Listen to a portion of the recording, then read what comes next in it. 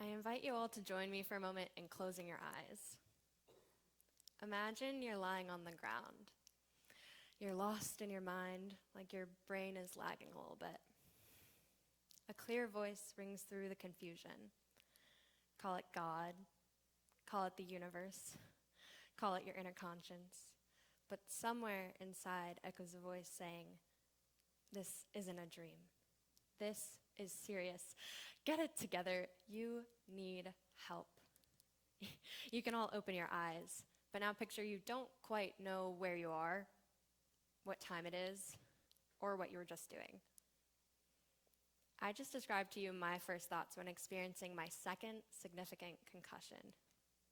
My first attempt at a trick on a skateboard turned quite literally into a knockout stunt, ending with me unconscious on the concrete and my brand new skateboard crashed into a wall across the patio. Today, I'll be walking you through my journey of healing from concussions, noting 3 realizations along the way that completely shifted my perspective on the trajectory of healing. Let's start with what first drove me to begin identifying my limits, my first concussion. Now, my first concussion came in 4th grade when I managed to hit my head just perfectly to forget how to read, how to do math, and completely change my personality, a formerly serious and reserved child, into an incredibly goofy one. I was out of school for weeks, stuck at home resting and at the neurologist, balancing on one leg and learning to walk backward with my eyes closed. Heading to the emergency room post-skateboarding fiasco, I dreaded what a second concussion would mean.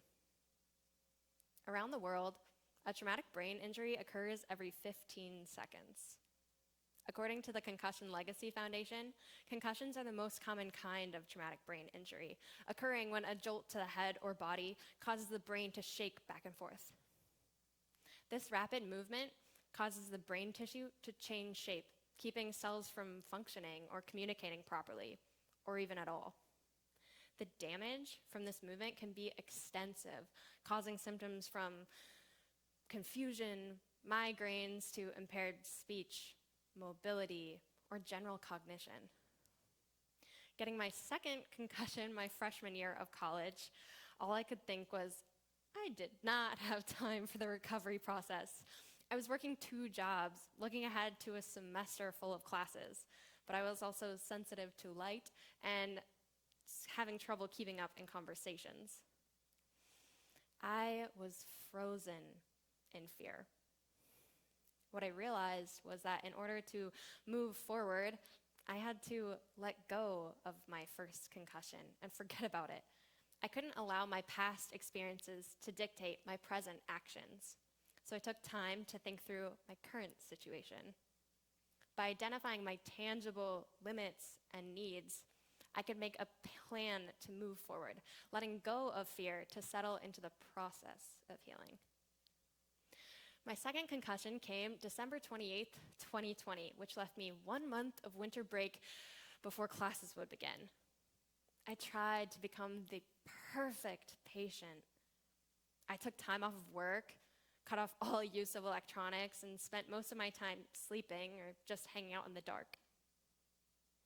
But when classes rolled around, I panicked. I wasn't up to my usual standards as a student. The hours of Zoom classes were too daunting for my head, and I could barely focus through the completion of one assignment.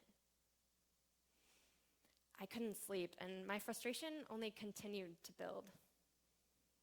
Concussions vary for every individual, and the recovery process looks even more different. Concussion recovery can be impacted from anything from age, gender, how the trauma happened, or how healthy you are in general.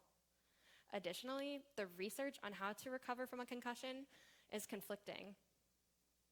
In the past, doctors recommended complete rest, isolation, separation from activities that could cause further trauma.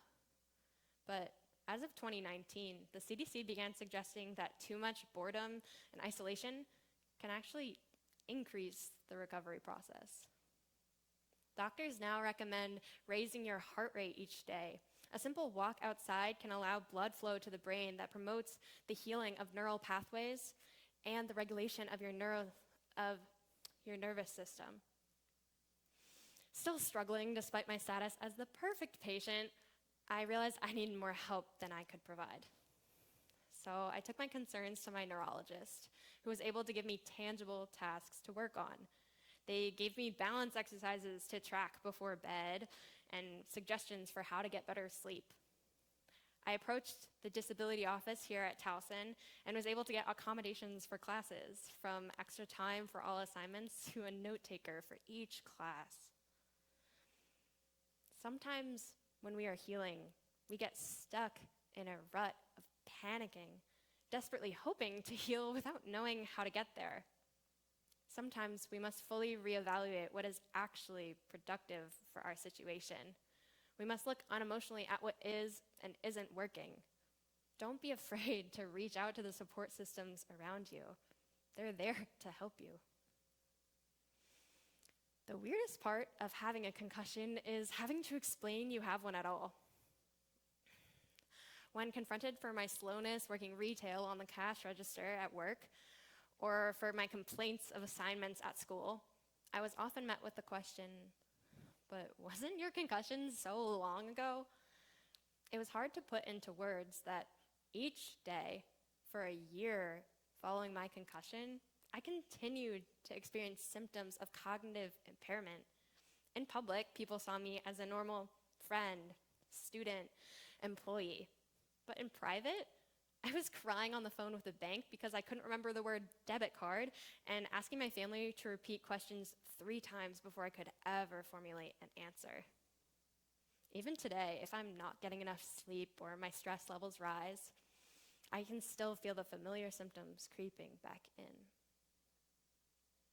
The majority of our population doesn't understand the severity mild traumatic brain injuries can hold. According to the University of Michigan Health, concussion symptoms can come right at the onset of the injury, or they might not appear until months later as more demands are placed on the person.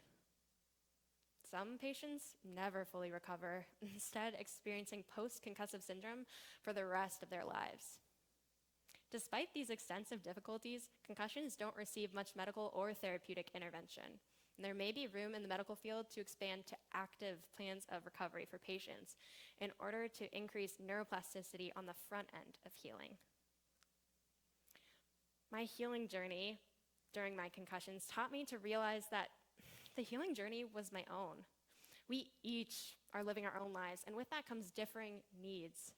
My concussion taught me that I needed to be the one to advocate for my needs. Accepting where you're at to begin with is often the hardest obstacle to overcome, a theoretical hurdle that requires one to be honest with themselves. But by trusting yourself and relaxing into the process of healing, we are able to heal. Now, leaving this room today, I don't expect any of you to be inspired to become the next great neuroscientist. And while my talk might have prepared you to go out and heal from a concussion, I sincerely hope that's not in the cards for you.